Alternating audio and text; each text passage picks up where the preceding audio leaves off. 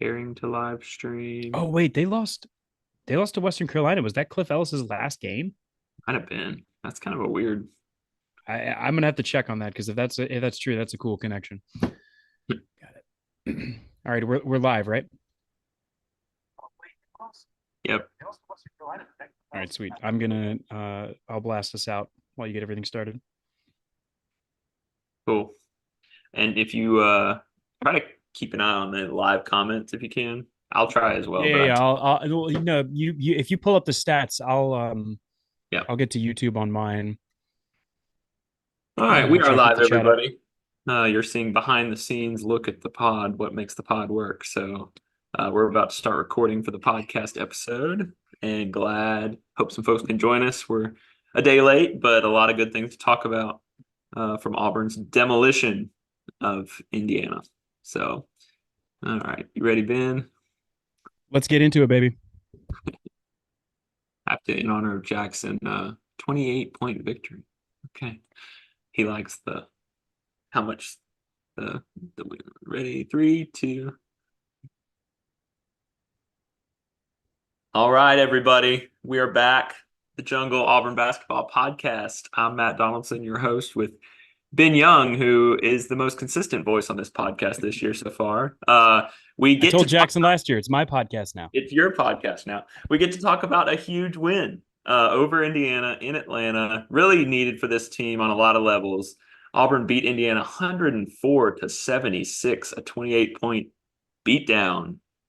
Most ironically, after going down 12 early in the first 4 minutes. So lots of fun things to talk about. Auburn goes to 6-2, and really just an awesome game. I was able to go be in Atlanta. It was kind of last minute, but it was an awesome game to be at. I know some Auburn folks have been in that arena for that event. Man, Indiana, what a crowd. I think Indiana had 60 or 65% of the arena, which is pretty impressive given Auburn's geographic location to Atlanta.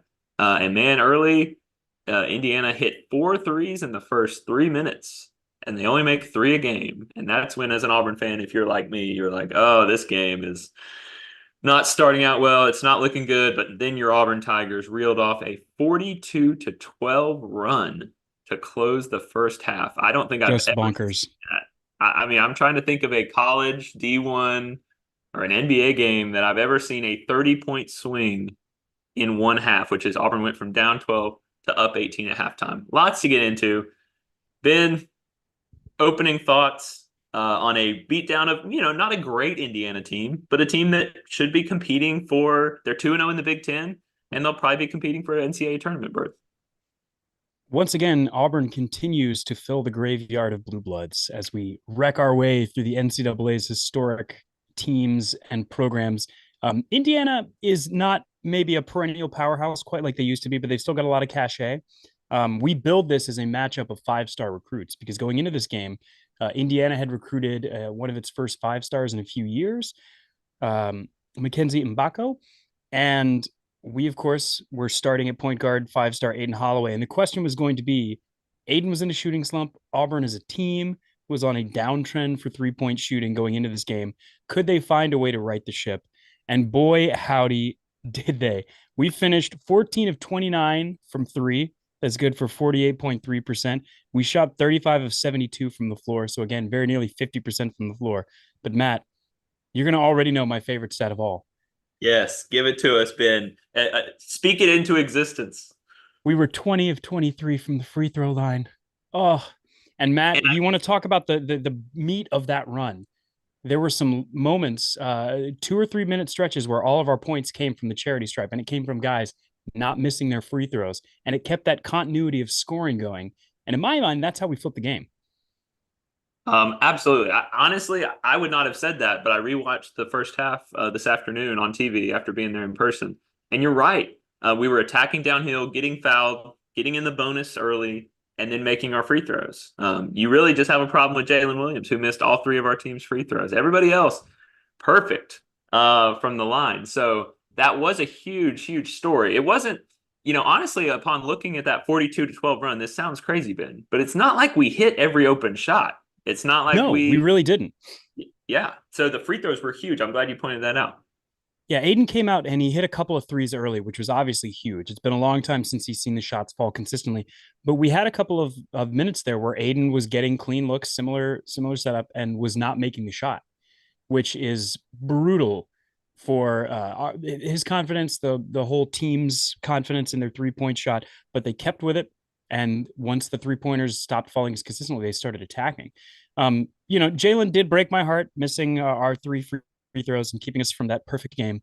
But Jalen had a career high tying game in points. He very easily could have gone for more, but Bruce wanted to get the walk on some time in Atlanta.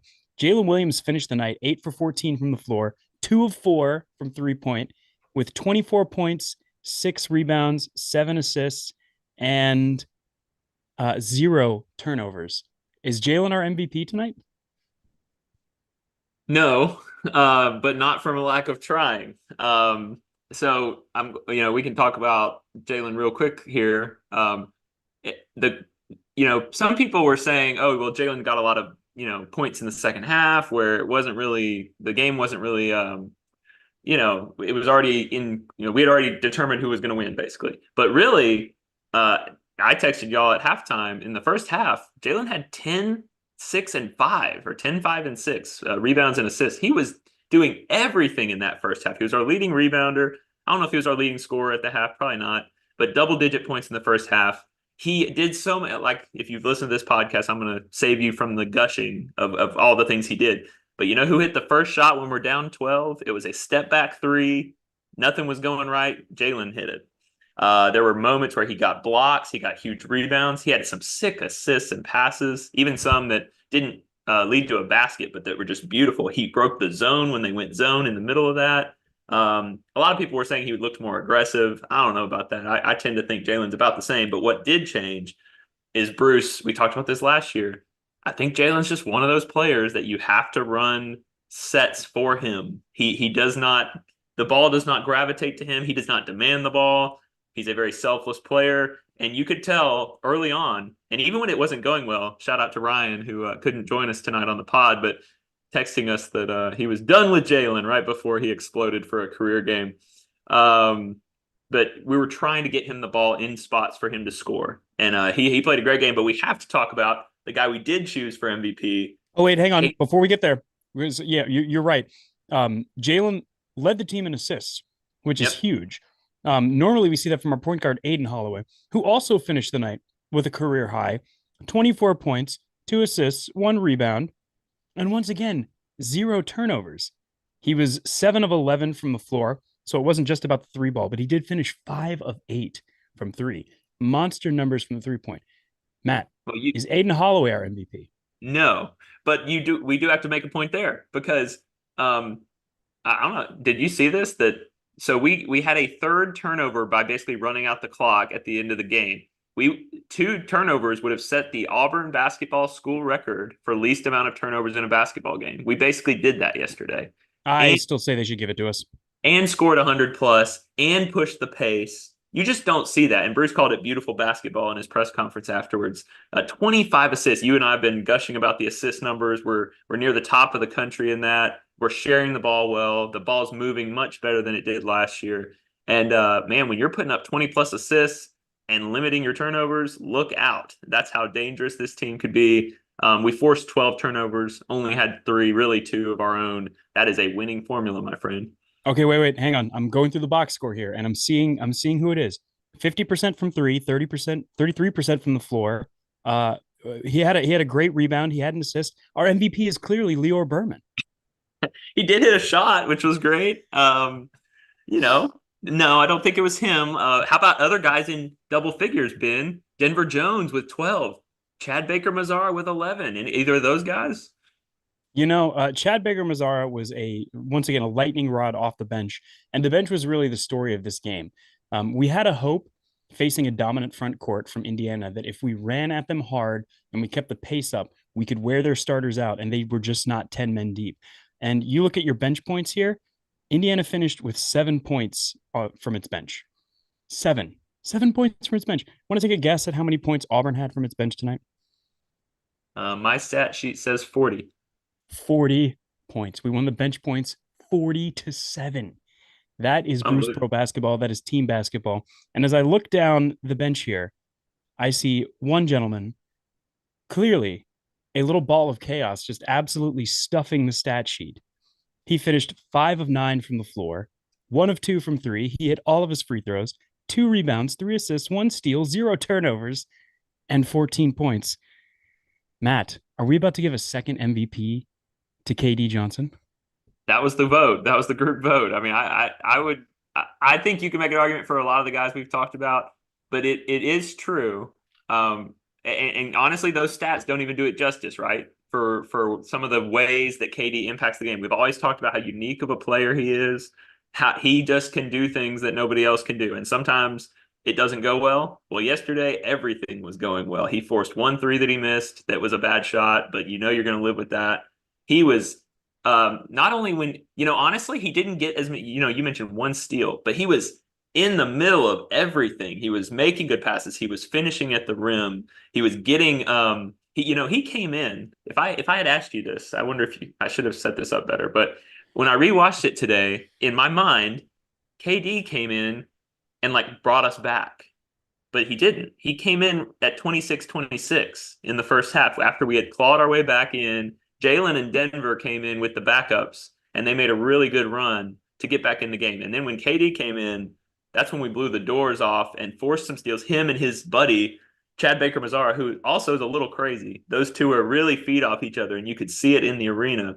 And we full court pressed Ben. We stayed in it. We didn't just deny the ball. We trapped out of it. We trapped in the half court. And Bruce could sense like blood in the water, and it was so good. It was so good to see us leave KD in, leave that group in, and just suffocate Indiana. We really not ratcheted up the pressure rather than laying back, and that's where, like you said, our depth is such an advantage for us. And Matt had the advantage of getting to watch this in person. There's always a danger when you watch a basketball game or miss watching a basketball game of falling in love with the box score. You want to look at the numbers, you want to break it down that way. But especially college basketball is such a momentum thing. And you have to be there and feel it in the actual arena. And KD Johnson mathematically was responsible for a 6 point swing and a 7 point swing when he came into the game. He didn't score all of those points, but he Mm-hmm. denied points at the basket and it led to points at the other end, including a missed shot that Jalen came in and finished a dunk on. So you look Yes. at the stat sheet and you see that Jalen Williams has filled the stat sheet, tons of points, huge amount of assists, career night for him.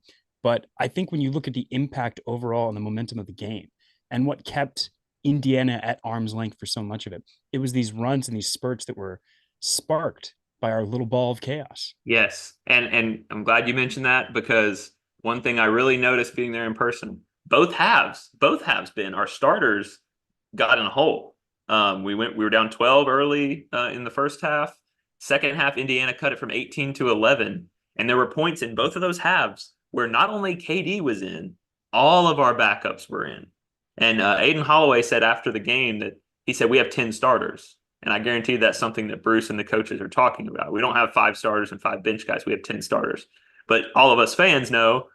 So I think before this game, if I tell you, hey, we've got Trey, KD, Chad Baker Mazara, Chaney Johnson, and Dylan Cardwell in, we might be I mean, we trust those guys. They're all good players, but where's the offense going to come from, right? But they locked down defensively. They really ratcheted up that side of the ball. And then they were getting points. Like you said, the bench points were just massive. And when we get days like this from KD Johnson and Jalen Williams, and then if Aiden Holloway is going to shoot like that, we've talked about how the ceiling is there for this team. I mean, we saw it on display yesterday. So we have obviously talked a lot about a lot of players.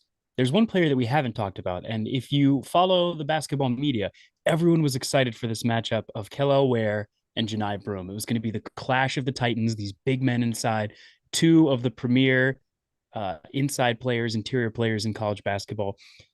Matt, if I told you that Janai Broome was going to finish with 2 points on 1 of 6 shooting, what would your final score have been? Oh man, you'd be hoping it was in the 50s or 60s, right?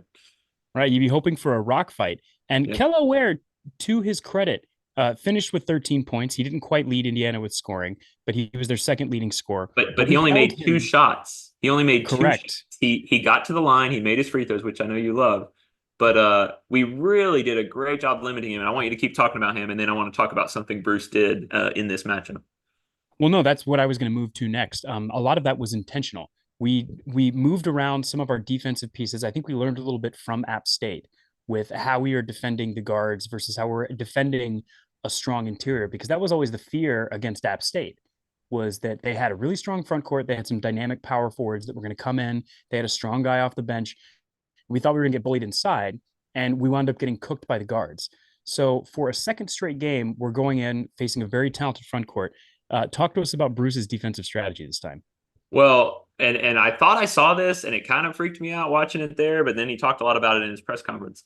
They had a what was his name? Number 5, Renault. He's a Yeah, big, bulky power forward who kind of he's a very physical player. Bruce talked a lot before the game about how physical this Indiana team was going to be, and could 6'9", 233 yeah, pounds, he's a bulky, playing strong forward. dude. So what we did, he's playing power forward and wears the 7-footer, but we actually flipped that. And for most of the game, we played our center on Renault because he's more of a banger inside, and we left our power forward on Ware because Ware can shoot threes. He's a little more of a versatile offensive player. And I loved it. I mean, it was fantastic. We even got a few short possessions of Cardwell and Broom on the floor to go against those two big guys. So we really changed up some things. I thought Jalen did a really good job on Ware when he got that matchup. Chaney's a little undersized for the power forward position, so he made me nervous in the first half. He picked up a couple fouls, and I think it probably worked to our benefit. But you try to credit, and Bruce said that Chad Pruitt and the new coach from Texas Tech, Williams. Yes, Yeah, Corey Williams. Is that right? Sorry, Coach. I didn't brush we up, but we need folks in the chat to correct us, but no one's here.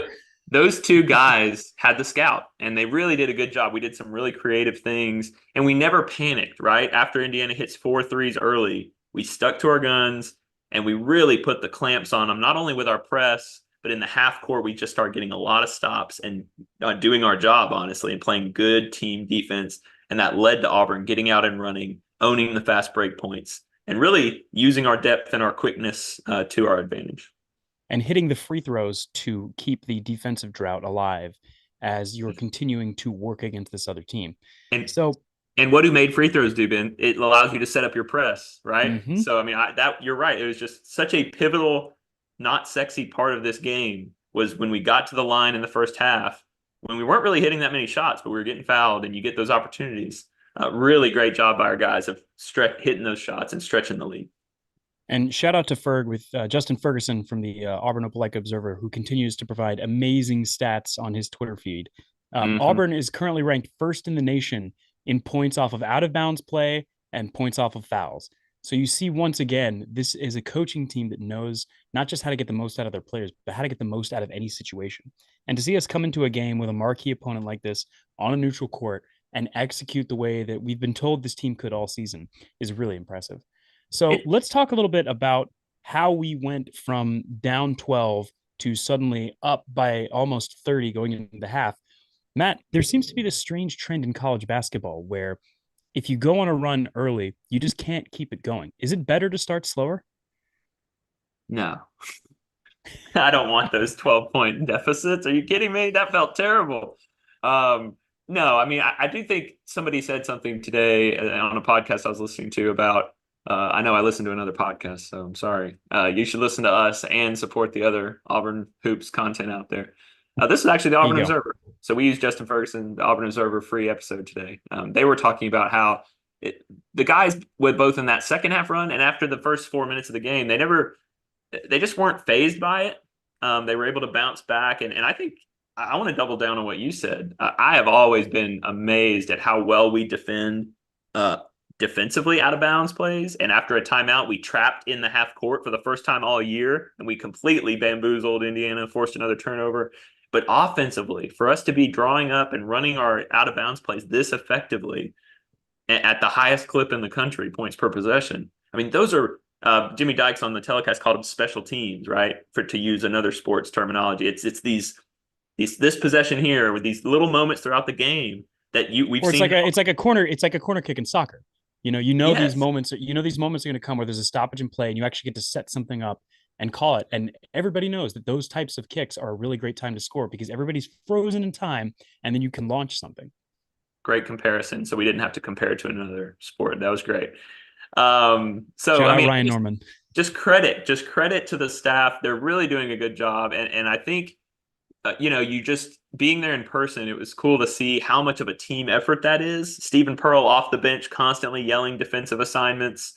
Every little break they get with a whistle where a foul's called, they're calling guys over. They're really coaching these guys hard. And the thing that was so impressive was how contagious the energy was for these guys. And that's where KD perhaps has his best value to this team. Because when we start um, honestly smelling blood, like tasting blood in the water against guy, it was tangible. And all 10 guys who got in the game were locked in defensively. They were locked in on the press and were locked in trying to blow this team out. And for a team that at times has lacked a little bit of a killer instinct, I think it was really cool to see them not only do that in the first half, but then completely punch back when Indiana made a small run to start the second half and just this is over. And Oh I yeah. hope we can learn from that and see that. I hope for the players, it's like a reminder of how good that we can be and build some confidence. Yeah, and I think the trick was really getting to see some shots fall. Yes. That was the main difference. If you go back and watch the App State game, we couldn't get any of our 3 pointers to fall. Unlike today, where they were raining left and right. We got Jackson in the chat. Couldn't be with us tonight, but he just wants you all to know that Bruce is goaded on the out of bounds play. We could not agree more. Some of the best plays we've ever seen drawn up. Beautiful. How many layups did we get out of that on offense? It felt like we got 3 or 4 just pretty ones out of Oh yeah. timeouts. Kudos And to them. again, those kind of low effort plays that just sort of hype you up, you really build into that energy and that momentum that you can feel in there. And we're really lucky to have 10 guys that are all committed to each other, that are all committed to winning. I mean, that's why Janai Broom came back. It's not just about improving his draft stock. I think Janai Broom thinks he can be a champion. Champions are Mm. made at Auburn, and they're made with Bruce Pearl. And I think Janai wants a little hardware before he goes. I will say we've had I personally have said some things about Janai Broom and sometimes him not being I just don't know how much of a leader he is at times. I've said that. There was a moment Jalen had to call a timeout throwing the ball in, and upon further review, Ryan Norman, it appears that Aiden Holloway did not run the play correctly. And that's what caused some of the confusion because Bruce is on him. And then immediately, all the veteran guys, Janai kind of leading the way, is right in front of the board on the bench, showing him, hey, here's where we messed that up. So to take a true freshman like that, they know how good Aiden Holloway is. And he's the only really young, freshman on this team. I thought that was a great, easy to do when you're winning, right?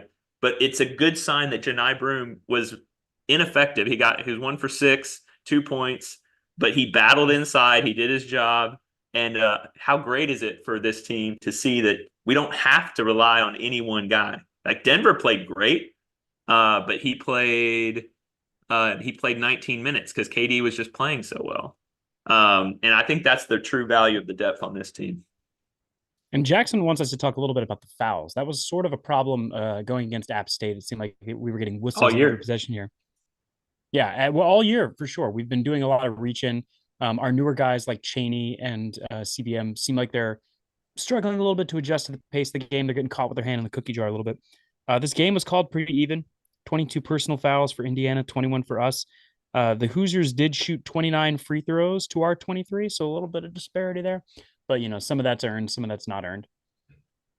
I thought this is a classic example of, for the most part in this game, the refs kind of let them go. There were a couple stretches where they were calling touch fouls both ways, but we've talked for years, Jackson and I, about man, Bruce Pearl teams when you let them go. That's just a great feeling when basketball is allowed to be played. I was sitting by this Auburn fan who's in his 60s randomly at the game. He was sitting next to me, and he just got so mad every time there was a whistle, even if it was a foul on Indiana, because he's like, "Oh, the refs got to call everything. They got to get in the way." It was funny, but I just think it was a physical game, and Indiana plays a physical style of basketball, and we matched it. And honestly, they kind of let our big guys, you know, get away with some physical play, and I think our teams really thrive in that environment. And I think it's great, again, to see a night where Janai Broom is a little bit more quiet offensively, and we really feel his presence more defensively to see the rest of the team really pick up the slack. We needed points at the 4. We talked all offseason about are we going to get points from the 2 guard? Last year, the 2 guard was a black hole offensively. Denver Jones and Katie Johnson combined for 26 points tonight. They combined to go 3 of 6, 50% from three, exactly what you would want. Denver Jones continues to hit free throws at an amazing clip, 4 for 4. His free throw technique is a beautiful thing to behold. Katie didn't miss a free throw either, so 7 for 7 for the line from the two guard position. What seemed like it was going to be a place we struggle now seems like on certain nights it could possibly be a strength. Well, it's great to see. And Bruce actually mentioned Denver first because he said, Denver's been quiet and it was really good to see him bounce back, is the words he used, like to bounce back and have it. I mean, that was a very quiet double-digit game. And not only that, he only played 19 minutes and his defense is just continuing to be really solid. Honestly, I really kind of doubted his perimeter defensive ability, and he's really shown me something, even when his points haven't been there, even when he's not getting a ton of shots, which I think is a really good sign. And then I also have to give credit. Again, it's contagious, but Chad Baker-Mazar was much better defensively yesterday. He was very active with those long arms and the length he has. And in a game like that where it's up and down and the athleticism can show off, I think he really could be an asset. But we still played Lior with no foul trouble involved, I don't believe. So we played three guys at the three again, and Chris Moore's still starting halves. And I still maybe Bruce likes having Chad Baker-Mazar, KD off the bench, Trey Donaldson off the bench. I think all three of those guys are really good off the bench dudes. I don't know what your thoughts are on that, but Oh, they're it is extremely good interesting. off the bench dudes. And when we made the switch to go to Aiden at point guard, I said that I didn't mind it specifically because last year when we went to that second unit, the question was always where's the offense going to come from? Well, now in that second unit with Trey Donaldson and Chad Baker-Mazar coming off the bench, you've got at least two guys that can go out there and get you 10 to 12 points a night. It's not an unusual thing to see both of those guys hit double digits. And it's also been great to see that Trey can rotate in and play a little two guard if necessary. I don't really understand quite what the Lior thing is. Um, I'm always been a big fan of his defense, but this year with the way the rule changes are going, it seems like all of his technique has been completely taken away. Like there's no advantage to having good footwork and keeping your guy in front of you and forcing them to go through you because now that's a foul on you. So I don't quite know why we're still getting Lior minutes beyond Bruce loves his guys and we love Bruce for that. Think he's searching for answers. He almost played as many minutes as Chris Moore yesterday. I think Chris is obviously going to be a leader on this team. He's going to be, whether he starts each half or not, he doesn't seem like he's going to be finishing halves, which we've talked about before, that's kind of a little more important. And it seems like Chad Baker-Mazara is probably in that spot if we were in a close game, this week. Um, but it is something to track. And I mean, he trusts Lior, obviously, and Lior has shown the ability to move around and play different spots, play the two or the three. So, I mean, it's just, I'm watching it every game. I do think I want to point out before we move on from Trey, I'm so impressed with him this year. I know he's not starting. It reminds me a little bit of it's not going to be the same result, but when Zepp was starting at point guard and Wendell was coming off the bench, you've always talked about that. And 10 points, 7 rebounds, 3 assists, 0 turnovers in 18 minutes as a backup point guard. I mean, that is Two un- steals, two two steals. steals. Unbelievable. He's a bulldog defensively. I think he gets a little too much, in my opinion. I think he plays pretty solid defense, especially compared to Aiden. Aiden's getting better, but I do think he provides a little more resistance. And I think the offense just is flowing better with him on the floor. And that's taking nothing away from Aiden and his shot making ability. But I think Trey is such a calming presence on the floor for this team over the last few weeks. Well, the awesome thing about when Aiden is out there is you've got him out there with three of our oldest veterans. You've got him out there with Jalen. He's starting out there with Chris Moore. And obviously, he's out there with SEC Player of the Year contender, Janai Broom. So you don't really have to rely on Aiden as much to Mm-hmm. be the straw that stirs the drink. You can use him more as a pure shooter, especially with how good Denver has gotten at crashing into the lane when his shot won't fall. So I hope we continue to see more of those two guards continuing to develop their scoring ability because that's where they're going to be at their most important for this team. I want to, any other, we've talked about most of the big stats, but the steals, the assists, the fast break points were 20 to I 10. We got to talk about assists more because Yeah. it's just incredible because even when we were in our down shooting slump, we were still uh, consistently getting between 18 and 22 assists per game.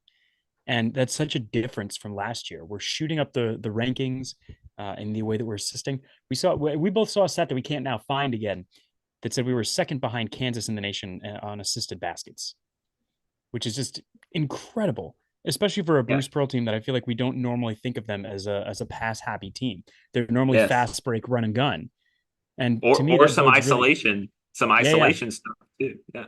And so for me, that bodes really well for our half court offense, which was a real struggle for us last year. When we got trapped into the half court, we would, dance around for 10 seconds and then try to get the ball inside. And if that didn't work, one that would chuck up a three. And it seems like we've got a lot more options this year. Now, I always have the obligatory, all right, let's see it in SEC play, right? I mean, let's see it against some top teams. But you're right. It has been very rare this year that the ball is sticking in the point guard's hands, whether it's Aiden or Trey in there. And I think that's a credit to Aiden as a true freshman for being willing. He's shown the ability to be a really good passer, especially on the break. I think he's failed a few times, but I love that he's looking ahead and trying for some plays. And he initiated some beautiful quick pace basketball, like I think off a made free throw or maybe a missed free throw late in the first half before that epic three at the end of the half. He got ahead to Chad Baker Mazar really fast, like with 27 on the shot clock.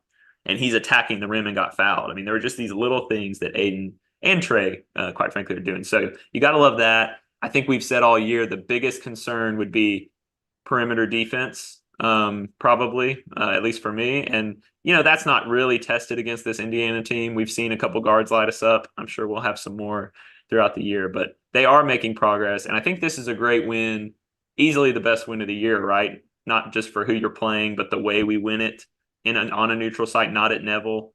Hopefully So this let's is the talk about that because Bruce came out after the game and said, "I don't know that we could have played better." And frankly, I agree with him. You look at every phase of this game. We didn't win the block party. We lost the block party 4-3, which I know will make Jackson sad. And Jackson's in the chat talking about Aiden's shooting volume.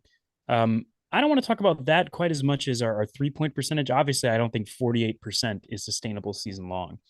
But let's talk about the things that we can sustain. Obviously, you wish you could go out and have a performance like this every night. But if we did, I think Auburn would finish the season 30-2. So that's probably not likely. What about this performance do you think we can sustain? The assists have been consistent. And honestly, I was really encouraged. I kind of did my usual look around. Uh, where is Auburn right now through 8 games? And the metrics really like us more than the polls. Polls we know are kind of meaningless. Metrics help to establish NCAA tournament credibility. We're 13 in Ken Palm right now nationally. We're 17 in the no. We're 24 in the net, which that'll fluctuate, but we're right where we probably want to be, especially with that App State loss, right? Some people will be like, "Oh my gosh, we lost App State." Still in the top 25 there, but maybe more importantly, there's a metric for adjusted offensive and defensive efficiency. So that's based on who you're playing and where you're playing them per possession.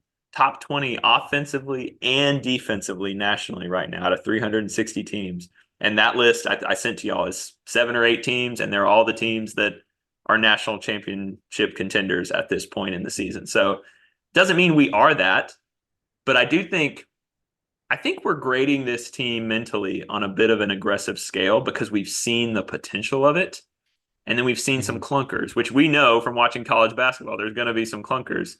But I think the offensive performance in terms of shooting and point total is not repeatable. And Bruce laughed. Somebody asked him that. How do you get this team to perform like that the rest of the year? Well, he's like, I can't. This is not possible to replicate.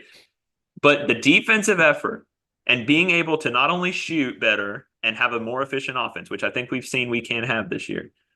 If we can have a Bruce Pearl defense that not only plays really strong in the half court, controls the glass, or at least competes rebounding well, we have a big front line, and we have a defensive spurt like what we showed yesterday, whether that's KD, whether it's the press. If we have all those things, the takeaway for me, I'm sorry I'm rambling here, but the takeaway for me is we have a lot of ways we can win games. And you're going to need those as we go throughout not only the SEC season, but when you get into postseason in March, you're going to have games that fall apart and come down to how many guys do you have that can score and how many stops can you get. And Yeah, I've seen a lot of potential there. I think if you go back and look at the Baylor game again, it was our first chance to see this team. And in that first half, we really saw all of the great potential that you're talking about. We're up by double digits. We're feeling really great. But then what you saw in Baylor is the experience of not just those players, because Jacoby Walter was, brand spanking new, but the experience of that program of having been in those situations before and knowing how to turn the right dials and create the turnovers and get the intensity to come back and put that game away. And then you think back to the App State game, one of the worst shooting performances in Bruce Pearl history. I think it was the only time we've ever finished with both free throw and 3-point shooting percentage that low ever. And with 3 minutes left, we're only down three. And we had a chance to win it because we were able to get stops consistently defensively. So, talking about this team's passing and talking about this team's defense, I definitely think those are things that are going to continue to carry over. And they trust the shooting, and that's what they kept talking about. Hey, our job is to keep our shooters confident. And even after they only made 11 threes in the last 3 games, I believe, total, and they made Oof. 14. So I mean, fans are right to feel like, oh man, this was kind of an ugly stretch shooting wise. But I think we all know, even me as kind of a eternal, cautiously optimistic person, this team has more offensive weapons, and they have the potential to be much better shooting the ball. So I brought up this just, we have an 8 game sample size now. It's not much, but we're up 71% on the free throw line, which Ben, I know you want to get that closer to A little 75. higher, a little higher. So we're bumping it up. Yesterday helped. 32, 33% from three, which as a team, it's pretty good. I mean, I think if we could hang there against better teams, I think it's better than last year. I forget what our number ended up being. Um, but our numbers are great. We're averaging almost 20 assists per game. We've talked about that. Our opponents are averaging 9. Okay, That's a hang big on. thing. I've got last year's stats up. We were averaging looks like 14 points or 14 assists per game Wow. over the course of the whole year. We finished averaging 72.7 points, so about Wow. 73 points. Let me look at our shooting percentages here. We were shooting 44% from the floor, 70% even from the free throw line, and 31% from three. Okay. Ooh, So we're ahead of those numbers, not by a ton, and it's non-conference, right? So maybe those numbers will come back a little bit, but we are scoring 9 more points a game, which I mean, we're a couple games away from being a third through the season. So this is not a small number of games that we've played at this point. So definitely stuff to track. To me, if this team becomes a Bruce Pearl Bulldog defensive turn you over kind of team at times, in addition to some of the offense, look out. And I think that's why we're all excited about some of the potential of this team. yeah, Jackson wants to know if we're having more fun this year, and I definitely think we're having more fun this year. Yeah, this team's fun to watch. I think we've been saying it repeatedly. For me, at least, maybe as somebody who had, mediocre expectations, try to make the tournament. I thought we would make the tournament, but I kind of thought it might be more of a bubble season. I'm having a lot of fun. This team, especially after seeing them in person, I know y'all got to in New York as well. Um, it's a bunch of good athletes and guys who have been They're around. fun, man.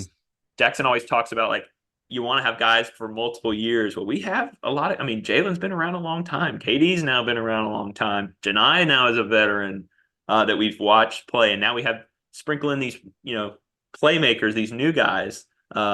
It's a fun group. I'm And excited. I think we're gonna have guys like Trey and Cheney probably stick around. They're definitely not NBA ready, but they are college basketball ready, which is awesome to see.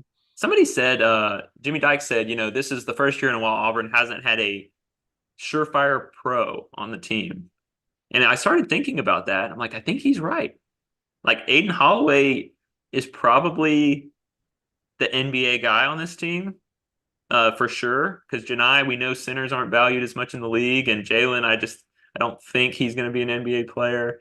Um, it's just interesting. Like he's kind of right, and maybe this is Ryan's big on. This is how you win in college basketball, right? Be older and have a bunch of experienced college basketball players, and we do. And I really, really like how Denver's fitting in and how Aiden's fitting in. Cheney, he's given us some valuable backup minutes. But man, Denver and Aiden are really doing a good job of fitting in with this group, and Chad Baker Mazara too. So coming up next, Yeah, Auburn travels for Cheney Johnson's homecoming to Huntsville to take on UNC Asheville in the yeah. Rocket City Classic. It's going to be an You want to talk about Auburn. UNC Asheville at all? Yeah, it's going to be an Auburn crowd, man. Those North Alabama people, if you know Alabama, the Auburn territory of Alabama, if you will. North Alabama is like a bastion of Auburn people, and I know they're going to be excited to get an Auburn basketball game there. There's like a chance I'll be there. I'm hoping to maybe get down there. Should be fun. Now, UNC Asheville, from what I've heard, hasn't had as good of a season as maybe some people thought. I think we even talked about on the preseason pod that they were kind of a dangerous, which college basketball, if it's shown us anything this year, right? Everybody's a dangerous team. You never know what's going to happen. There could be look ahead potential with USC coming up after that. But hopefully we can keep this momentum and really, suffocate and drown UNC Asheville in front of what should be a very pro Auburn crowd. Yeah, Ryan loves to check the line because, as we all know, the good teams win, great teams cover. We don't have a line yet. ESPN predictor has Auburn winning this by 90, more than 90%. Mhm. We're going to be dealing with some interesting players over at UNC Asheville. They're led in scoring by their power forward. Let me see this guy's name here, Drew Pember, if I'm saying that correctly. 6'11", 215. So we're likely going to be seeing him in the paint against Janai a lot, possibly against Jalen if we continue that sort of interesting defensive matchup. They've got some really solid guard play. Both of their starting guards are averaging more than 10 points a game. They're shooting pretty great from three. Overall, as a team, not so much. They're shooting around 34%. So we definitely have a chance to really stymie them and build some momentum going into what will now be a monster game in Neville Arena, Auburn versus USC, with the Yeah. potential play of Bronny James joining the team. Yeah, Bronny's back. He played today. They lost to Long Beach State. So again, you just never know. Um, but yeah, UNC Asheville, the only thing I've heard about them is that they are experienced. They have some experienced players that have been around. And, it's a great opportunity for schools like that. We saw that playing at App State. Obviously, this will be a little different environment. But anytime, you get a chance to beat or play an SEC team when you're one of those mid majors, it's a big opportunity, especially for those in the Southeast. So, yeah, And I would I don't love want to look too I don't want to look too far ahead, but I'm checking the stats here. Boogie Ellis and it. Isaiah Collier both played. Isaiah Collier played 35 minutes. Boogie Ellis played 42 minutes in that overtime loss. Oh, they went to overtime. Wow. Yeah, they went to overtime. Um, UNC Asheville, they've had a pretty quiet season. I'm going to see if I can pull up their record here and see if there's any games worth talking about that they've gone through so far. They did recently play Western Carolina, where you haven't been able to confirm, but that may very well have been legendary Auburn coach Cliff Ellis. His final game as a coach was beating UNC Asheville. Coastal Carolina or Western Carolina? Oh no, he's Coastal Carolina. This is Yeah, Western Carolina. Never mind. I can't read. They are on a 2-game losing streak, which bodes well for us. yeah. They lost to Lipscomb University earlier this year. Shout out Jackson. And they started off the year losing 99-74 to Michigan. So they lost pretty comfortably to the Wolverines. Yeah. It, I, I don't remember. Somebody mentioned the spread. I don't want to guess. I want to say it's definitely over 10 or 15. I think it might be more in the 18 range, is what I heard. So, but again, nothing's safe in college basketball. So, the good thing is if we can get beat UNC Asheville, that USC game is going to be a big deal on ESPN. Bronny's going to be playing most likely. That'll be a big opportunity for us to really showcase Neville Arena. It's December 17th. It's after finals. It's after the semester. So I really hope the Auburn community and fan base is going to really show out for that game. Hopefully a lot of students are close enough, hang around town. That's going to be kind of, other than SEC play against our rivals, that's going to be our opportunity this year to really show people what we're about. And honestly, I hope we're still not ranked. I hope people keep not paying attention to us. And again, I said all year, like, this is a classic Bruce Pearl situation. He can just talk about how we're not respected. And, we got to keep making history. We got to keep doing things. We got to keep fighting. And you saw the energy of a fighting team that honestly brought the aggression, to an Indiana team that, again, had just gone into Michigan and won on the road. They're 2-0 in the Big Ten already because they start Big Ten early because they're weird up there. And so it's a good win. And if you're an Auburn fan of any time and you remember how irrelevant we've been for so long, beating Indiana in a neutral site game like that, blowing the doors off them in front of a majority crowd of their fans, that should feel real good to beat a team with that. I know this team may not be great, but it doesn't matter. And Bruce said that, Indiana's used to this kind of setting. They travel everywhere. This is big for our program. And I hope fans appreciate how everybody walking out of that stadium in orange and blue was smiling ear to ear, man. What a fun performance to watch yesterday. We are in the golden age of Auburn basketball. Don't forget it. It's amazing. It's amazing. Ben, I appreciate you hanging out with us again and making all this happen. We'll be back with another episode on Wednesday night or thereafter. The Tigers play UNC Asheville and then host USC as we continue through the non-conference slate. And by the way, SEC play lingering around 3 or 4 weeks from now, right after the new year. Buckle up.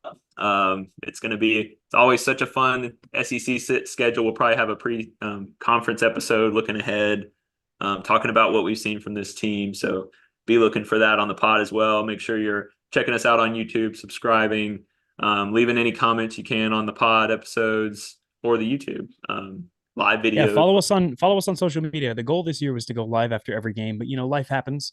So we do promise to be live for every record. So if you're somebody who enjoys that and wants a chance to throw a question our way, join us on YouTube. Yeah. All right. Well, Ben, it was fun. I'm glad we got to talk about a win this week instead of the App State loss last week. So War Eagle, and we'll try to keep this thing rolling. War Eagle, Matt.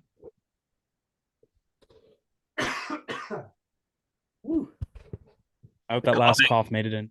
You did a good job. I barely heard it, so the whole time. All right, Awesome, bud. man. Appreciate it. I'll send you the graphic and everything so you can upload it with everything Perfect. too. Thanks, dude. All right.